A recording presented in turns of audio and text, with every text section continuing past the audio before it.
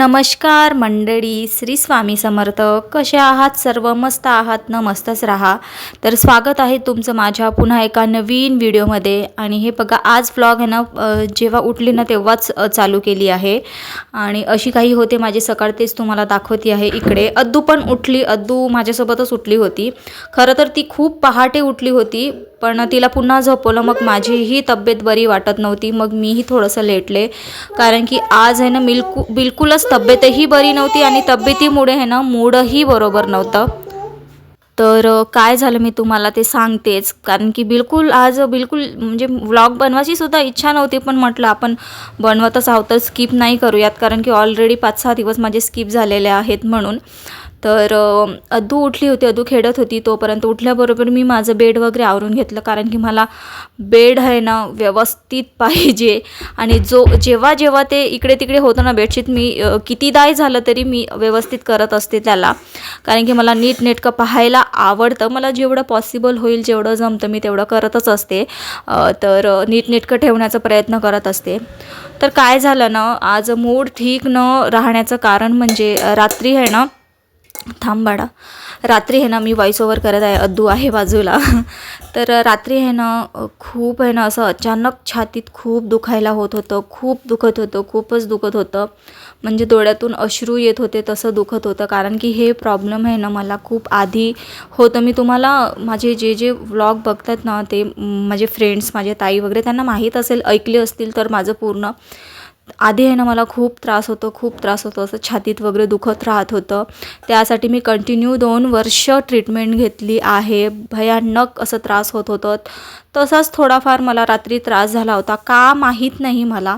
पण अचानक असं छातीत दुखायला लागलं. तेव्हा मला वाटते 1-1:30 वाजले होते. झोपून गेले होते. मग मला सहनच होत नव्हतं ते दुखणं वगैरे. मग मी अहोंना उठवलं. कारण की अहोंची ड्युटी होती, तर म्हटलं त्यांना झोपू द्यावं. जोपर्यंत सहन होते तोपर्यंत सहन करणार. नाहीच झालं मला सहन, तर मग उठवते. मग मला बरं वाटत नव्हतं. मी एकटी बसून होते. किती वेळ तसंच बसून राहिले. आणि मग मला वाटलं की आता अहोंना उठवावं.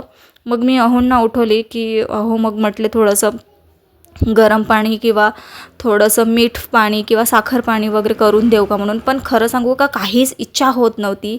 खूप असं कसं तरीच वाटत होतं. म्हणजे तसं छातीत वगैरे दुखलं ना, मला खूप भीती वाटते. आणि माझी BP तर खूपच लो होती तेव्हा. कारण की घाबरून जाते मी खूप तसं छातीत वगैरे दुखलं तर. कारण की असं दुखणं मी आधी खूप सहन करून आहे.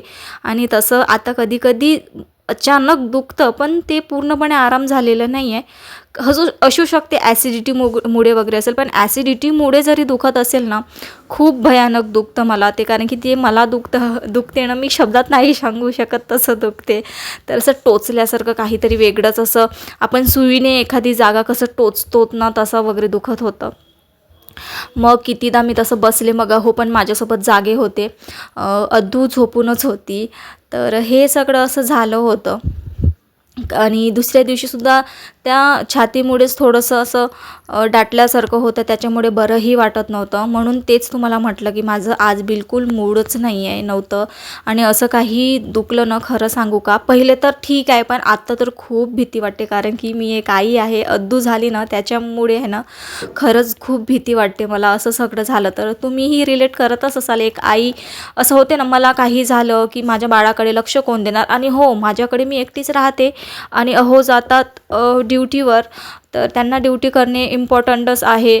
आणि असं सगळं असतं. पण त्यांनी ड्युटीवर गेल्यानंतर मला काही दुखलं वगैरे, काही म्हणजे ताप काही आलं तरी मला माझ्या मुलीला बघावंच लागते. त्याच्यामुळे आहे ना मला खरंच भीती वाटते काही वगैरे होऊ नये मला, किंवा कोणालाच काही होऊ नये. हो ना, मला आणि ज्या सगळ्या आया आहेत ना, खरंच त्यांना. कारण की त्यांचा बाळाचा प्रश्न असतो. आणि हे एक नॉर्मल गोष्ट आहे. सगळ्याच आईंना वाटतं की मला काही होऊ नये, मला काही झालं तर माझ्या बाळाला काय होणार, माझ्या बाळाला म्हणजे कोण बघणार, असं वगैरे. जेव्हापासून मी आई झाले ना, खरंच मला ही भीती वाटते. खरंच खूप भीती वाटते. जेव्हा मला छातीत दुखत होतं ना, खरं सांगते मी अद्दूवरच हात ठेवून बसले होते. कारण की मला तिच्याकडे बघत राहावंसं वाटत होतं. म्हणजे तिच्याकडे बघत होते ना, तर थोडंसं मग मन वळत होतं माझं, असं वगैरे होत होतं. असं तुम्हालाही होतं का? मला कॉमेंटमध्ये एकदा नक्की सांगा की मलाच असं होतं काय माहिती. तर असं सगळं होतं. तर इकडे बघा सकाळी ह्यानं उठून झाल्यानंतर काल सायंकाळचे कपडे ह्यानं घडीच करायचे होते, कारण की तब्येतच थोडी बरी वाटत नव्हती, तर म्हणून मग ते कपडे तसेच ठेवले होते. आणि कपडेवाली आहे ना ताईसुद्धा येत नाही आहेत. तर मीच कपडे वगैरे धुतले होते, सायंकाळी काढून आणले, पण ते तसंच ठेवले, घडी करायचेच राहिले होते. मग तिकडचं हॉलमधलं सगळं आवरून घेतलं. मग मी आले बेडरूममध्ये, म्हणजे जी मधली रूम आहे तिथे आले होते. आणि ते कपडे तसेच पडून राहिले की तसेच पडून राहतात पुन्हा, मग उशीर होते घडी वगैरे करायला, म्हणून लगेचच घडी करायला घेतले. इकडे घडी करता करता अद्दू पण होती माझ्यासोबत. तिलाच बघता बघता तिच्याशीच बोलता बोलता मग मी कपडे वगैरे घडी करून ठेवले होते. आणि इकडे बघा काल दाखवलेली कढई अद्दू खेळत होती, तर तिच्यासोबतच गप्पा मारत मारत थोडंसं मी हे करत होते. आणि आज आहे ना तिला सकाळीच उठल्याबरोबर तिला पोहांचा चिवडा खायचा होता. ती उठल्याबरोबर मला चिवडा करून मागितली. मग मी म्हटलं आधी असू दे, तिला खायचं आहे तर मी तिला आधी बनवून देते. म्हणून मग मी किचनमध्ये गेले. तिला थोडंसं जाड पोह्यांचं थोड्याशा तेलामध्ये आहे ना परतून जाड पोहे तसं चिवडा वगैरे करून दिला, कारण की तिला तसा चिवडा आहे ना खूप आवडतं. ती उठल्याबरोबर मला म्हणे की मम्मी मला चिवडा खायचा आहे.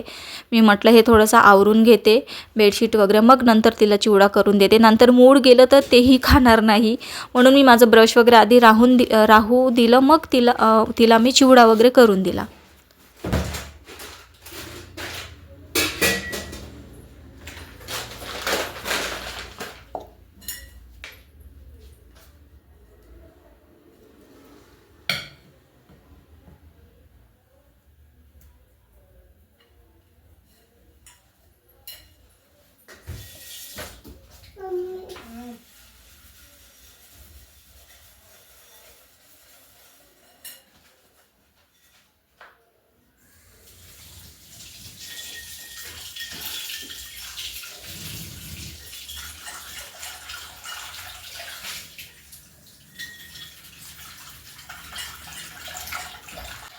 काय आहे ना, सकाळी उठल्याबरोबर मी अदूला विचारत असते की तुला काय खायचं आहे, आणि तिला सगळं नाव घेते. तुला इडली खायचं आहे, ऑमलेट खायचं आहे, उकडलेला अख्खा अंडा खायचा आहे, वरण भात खायचा आहे, पराठा खायचा आहे, काय काय आठवण येते ना ते तोंडात तिला म्हणजे असं विचारत जाते की काय खाशील काय खाशील, जेणेकरून काही ना काही खाईल ती असं असते. नाहीतर मग अद्दू आहे म्हणून मला मध्ये मध्ये स्टॉप करावं लागत आहे.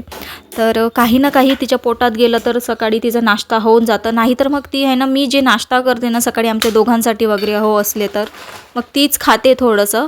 पण मग त्यासोबत तिला दूधही पाजण्याचा प्रयत्न करते मी. कधी कधी पिते दूध, कधी कधी नाही पिती, पण दूध तर तसं मी देण्याचा तिला प्रयत्न करते, कारण की काही नाही खाल्लं तर मग दूध तरी पिईल असं असतं ते. आणि तिला उकडलेला अंडा किंवा ऑमलेटसुद्धा आवडतो. तिचं मूड असलं तर ती खरंच खाते, कारण की सकाळी मग ती खेळते वगैरे तर उपाशी पोट नको राहायला म्हणून. आणि जे मी सांगितलं होतं अद्दूसाठी जे पावडर वगैरे मागितलं होतं ते पावडर टाकूनच तिला देते मी दूध. ती पिते, कधी कधी मूड राहिलं तर कधी कधी नाही पित, तर असं सगळं असतं. आणि इकडे किचनमध्येच नेहमी प्रमाणे अद्दूला ओट्यावर बसवले, कारण की ती खाली खेळतच नव्हती. ती म्हणत होती मला बघायचं आहे. तिचं नेहमीचंच असतं असं. तर तिच्याशीच थोडंसं बोलता खेळता मग इकडे तिला चिवडा बनवून दिले. तर असा चिवडा तिला खूपच आवडतो. खरंच सिंपल आहे. तेल गरम होऊ द्यायचं, थोडंसं कांदा ऑप्शनल आहे, तर यात मी तर कांदा नाही टाकले.